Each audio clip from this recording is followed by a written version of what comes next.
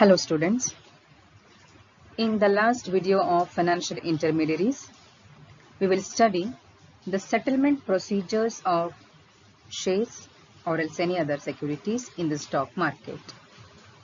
So as you know, there are two persons involved in the stock market, that is buyer and seller. The process of fulfillment of the obligations of the trade by the parties to the transaction is known as settlement. Okay, what is that obligation? So buyer has to pay to the seller and seller has to deliver the shares to the buyer of the securities. So a common trade, whatever we do, right, in commercial consignments, the same will be applied here. So what are the products here? That are shares as well as derivatives.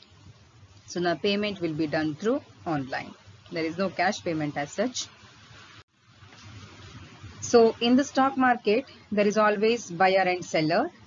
So when a person buys a certain number of shares, there is another trader who sells the shares. So that's what we have said. There is two members, buyer and seller. And the trade is settled only when the buyer receives the shares. It is not only a promise, students. There also has to be the delivery of shares to the buyer also, and the seller in turn receives money. So in settlement of securities or interest in securities are delivered usually against payment of money. So this is all about receipt of shares, receiving shares as well as payment of money through demat account. So what is the procedure? So methods of settlement of trade. Student, there are three types of system. First one is rolling settlement, second one is account period settlement, and there is third one is new settlement system. But at present, I think we are following new settlement system. But still, as a part of syllabus, we'll see the things one by one. The first one is rolling settlement. Okay, the name itself is suggesting rolling. Okay, it will be shifted to the next days. Is a method of setting the asset trades on a continuous days depending on the particular date on which the original trade was placed. The trades that have been completed today will have a settlement date one working day later than the trades that were completed yesterday. So I think in this line you will have a clarity. So under the rolling system, students, that settlement or the trade will be settled as per the settlement practiced by the exchange concerned. So as per the settlement practiced means there has to be options, right? So for example, earlier days it was like trading day T plus 3 days, that is trading day plus 3 days. Okay, suppose if the trade takes place today, then leaving this day there are 3 more days will be added for the transaction. Okay, then the mode was shifted to trading day plus 5 day. It means trading day plus 5 days was adopted. Today is a trading day, then 5 days will be added to that. Then it was reduced to T plus 2 days, trading day plus 2 days. And recently it has shifted to T plus 1 day, that is trading day plus 1 day. So initially there was a fixed period of 15 days earlier, students, that means trading day plus 15 days, but as the time progressed, the time also has been reduced for a week. So now the transactions has to be settled between Monday to Friday. Clear? So that is what the rolling system says. The second one is account period system. So under this system of settlement, trading is allowed to continue for a certain agreed period, and it is possible for the investor to buy or sell for certain number of days and thereby accumulate a certain position during the period.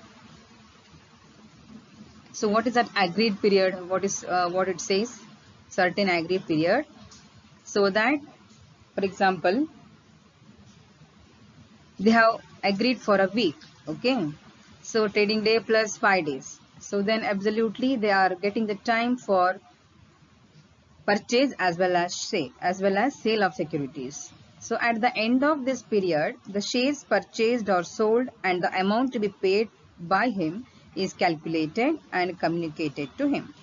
The obligations of a broker are calculated after netting trades. So under this system, the trading is allowed to continue for a certain agreed period. So what is that agreed period? It depends upon the stock market operations. So as I told you earlier, in the rolling system, it was earlier it was fixed for 15 days. Later on, the time period has been reduced and it has come to the recent one, that is T plus 1 day. So out of those things, any of these time durations can be adopted as per the agreed period. Okay. So the next one is the third one, which is very important, the new settlement system. Okay. So SEBI had introduced a new T plus 5 rolling in equity market from July 2001, students. Please make a note of this. Since 2001, SEBI has introduced the system of trading day plus 5 day. I hope it is clear. If the transaction had taken place on Monday, plus 5 days will be added. Then the settlement day will be Friday. You got my point. So that's what a condition. Almost in a week, that is Monday to Friday, the transaction has to be settled. And subsequently, again they have shortened the period in 2002, that is for T plus 3 days. And thereby reducing the risk in the market and to protect the interest of the investor. Okay. So there are the calendar of events or activities in trading day plus 2 rolling settlement would be as follows.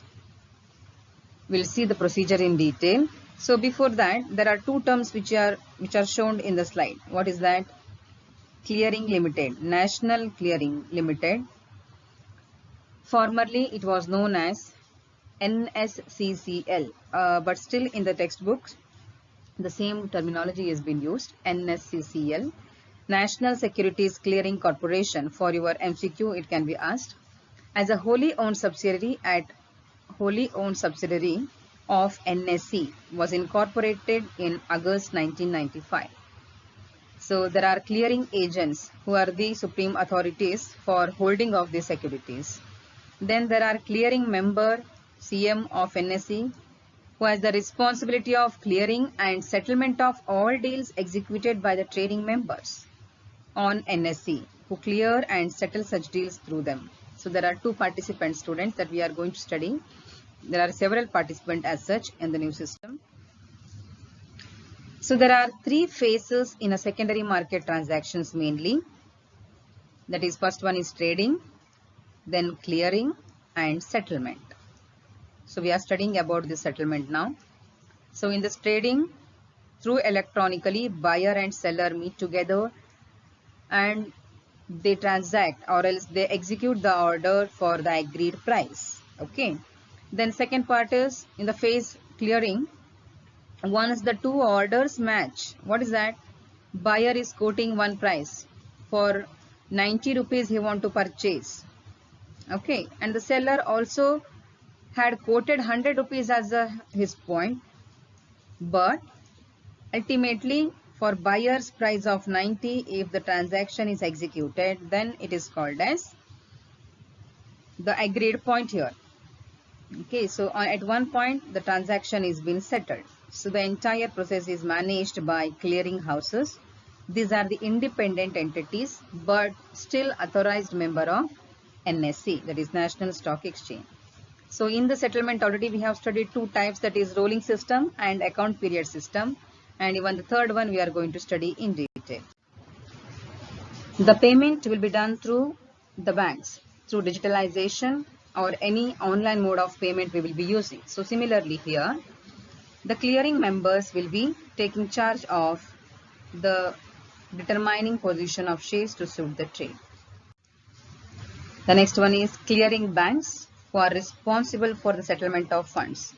So almost there are 13 clearing bank students, and each clearing member needs to open a clearing account through which they are paying. In case of payout, clearing members receive funds in the clearing account, and in case of pay-in, they need to make funds available.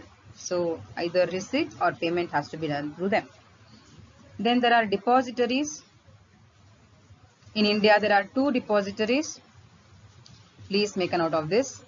NSDL, National Securities Depositories Limited, and CDSL, Central Depository Services Limited. So these 2 depositories hold your demat account. Clear? And clearing members also need to maintain the clearing pool account with them.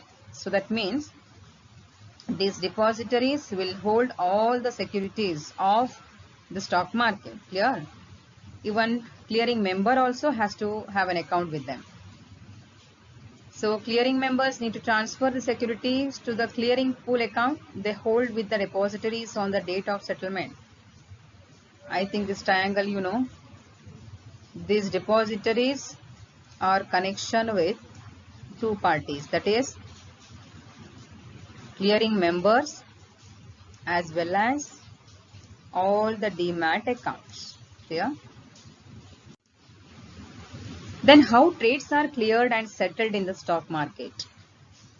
I think this is a procedure, because in the previous slide you have studied who are the players or participants of the stock market and what is their duty.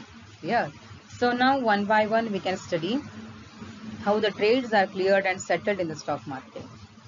Please see one by one. The first step is the stock exchange transfer the details of every trade to whom? Clearing corporation. Okay. On trading day when the trade is executed. Then the second one is the clearing corporation, NSSDL, okay, confirms with the clearing members before they close to the trade. Once they receive confirmation, they determine the obligations of clearing member. So clearing corporation receive the intimation of trade. After confirmation, they are going to inform the clearing members about the confirmation. After the details are confirmed, the clearing banks comes in the picture. Clearing banks must have sufficient funds and depositories should make the shares available. Through clearing banks, depositories should have the required number of shares, whatever number of shares they have issued, and the depositories also should have that sufficient number of amount. Okay. Then clearing corporations get funds and securities from clearing banks and the depositories for purchase and sales transactions respectively. And the last point is, in case of purchase transaction, the clearing member receives securities, and in the case of sale transaction, the clearing member receives money in the clearing out. So students, there are 3 participants which are involved here. So almost all the various steps involved in the settlement procedure we have studied. So since in case of MCQ, there are some abbreviations which can be asked.